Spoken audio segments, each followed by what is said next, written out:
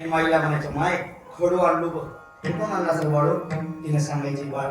त्यानं सांगायचं मग माय शाळेतून आणलो काय गुरुजीनं दिला का नाही माहिती तर टेबलावर होता तिथला उचलून आणलो काय म्हणलं आता माईचं काय काम आहे हो? माईचं काय काम आहे त्याची खात्री केली पाहिजे त्याची खात्री माईचं काय काम आहे शिक्षा देणे हाय काय ते गेल्या का का कामा माईचं की त्याला सांगलं बाळा असं आणू नये पण त्या माईनं त्याला काही सांगितलं नाही ऐका पोरग पहिलीत दुसरीत गेलं खडूच्या जागी खडूचा बॉक्सच आणायला लागला वरून माय म्हणली माझ्या बाळ्यानं बॉक्स आणला माय म्हणायला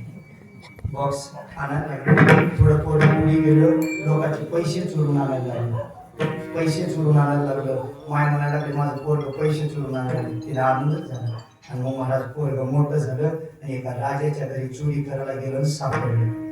काय झालं सापडलं आणि सापडल्यानंतर राजानं त्याला पकडलं आणि पकडल्यानंतर त्याला फाशीची शिक्षा ठोठावली राजाच्या घरी चोरी करतो फाशीची शिक्षा दिली पाहिजे म्हणून त्याला फाशीची शिक्षा देण्याकरता नेलं पण मरणाला शेवट आवाज पहिल्याचा कसं होतं कसं करावं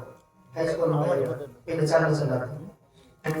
आणि त्याला फाशीची शिक्षा द्यायची त्याला विचारलं त्याची शेवटची इच्छा काय आहे काय आहे तुझी शेवटची इच्छा काय आहे त्यानं सांगितलं मला एकदा माझ्या माईला भेटायचंय काय म्हणलं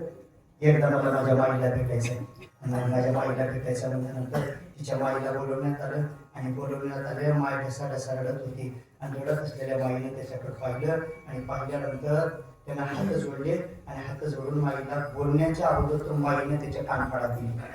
काय दिली काय दिली त्याच्या कानफळा दिली आणि कानफळा दिल्यानंतर त्याला म्हणली नालायका तुला अक्कल आहे का चोरी करायला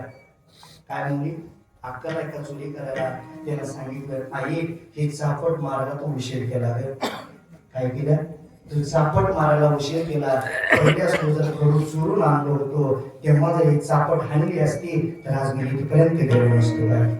कुठपर्यंत गेलो नसतो इथपर्यंत आलो नसतो म्हणून माझी विनंती आहे बघा